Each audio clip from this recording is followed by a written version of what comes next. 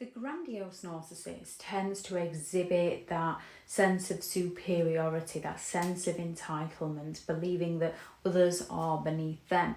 The victim narcissist tends to display more worries me, it's not their fault behaviours. The self-righteous, look how amazing and helpful I am, similar to the compassionate that will latch onto a cause in order to make themselves look good, not because they care about the cause. And the communal that's looking to gain all the praise and admiration for being the most helpful person in the world. However, beneath their facade lies a deep fear of various things. Now, we can all have fears and we can all fear these sorts of things, which is exactly why a narcissistic person will make these fears come true for you. However, with genuine people, to avoid these fears, they usually try to make the right decision in the first place. That little thing called a conscience, which narcissistic individuals tend to lack.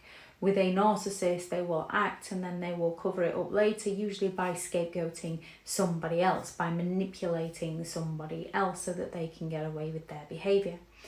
Narcissists have a fear of failure, which their self-worth is dependent on their successfulness.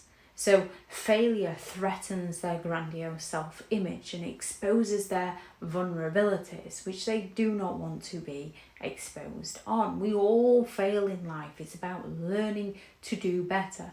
Narcissists don't reflect, they don't take responsibility, therefore they don't learn, they just shift the blame onto someone else and repeat their behaviour. Abandonment. If you've been around a narcissist, you'll know abandonment isn't the most pleasant of things. However, with a narcissist, it's because they have a deep craving for that constant admiration and attention, and being abandoned shatters their fragile sense of self. It shatters their fragile self-esteem.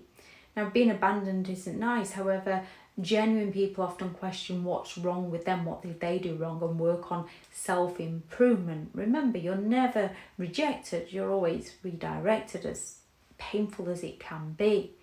Criticism. We all know when you've dealt with a narcissist, criticism isn't the most pleasant of things, and they will go all out to bring you crashing down so that they can feel better about themselves. However, they are hypersensitive to criticism. It challenges their sense of superiority, which is why they have to bring you down so that they can feel like they're above you. Vulnerability. It can be difficult to be vulnerable, especially when you've come out of a narcissistic relationship of some sort. However, narcissists fear being vulnerable. They fear letting their guard down, because then they would have to confront their own weaknesses, which they don't want to because they don't have any. It's always somebody else's fault. Exposure absolutely terrifies them, as it risks unveiling their true selves to those around them that they're so desperately trying to hide. Now, when we've made a mistake, when we've done something wrong, we might not particularly want other people to know, and there might be things that perhaps our friends would know that we wouldn't want our parents to know. So it's normal to fear these kinds of things. However, with a narcissist, they will act in a manner that is hurtful towards another, and then they do their best to manipulate and cover it up and play the victim and blame the other person. Being insignificant. Narcissistic people seek that constant attention and praise and validation to fulfill their self-worth.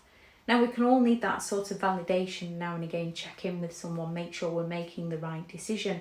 With a narcissist, they're needing that excessive attention. They do not want to be insignificant. They want to be important, which is why they will go all out to love bomb you, to gain the admiration, and then they will go all out with many games to destroy you to try and gain that attention. Loss of control. The narcissist's need for control stems from their fear of vulnerability, abandonment and exposure. They believe that they need to maintain that power and dominance, and it's essential for their survival. However, it's ultimately their downfall. Their relentless pursuit of control leads to toxic and manipulative behaviours by the narcissist, which damages no end of relationships which they don't take responsibility for. They simply blame others. In an effort to maintain their sense of control, they alienate those around them, creating a vicious cycle of loneliness and isolation.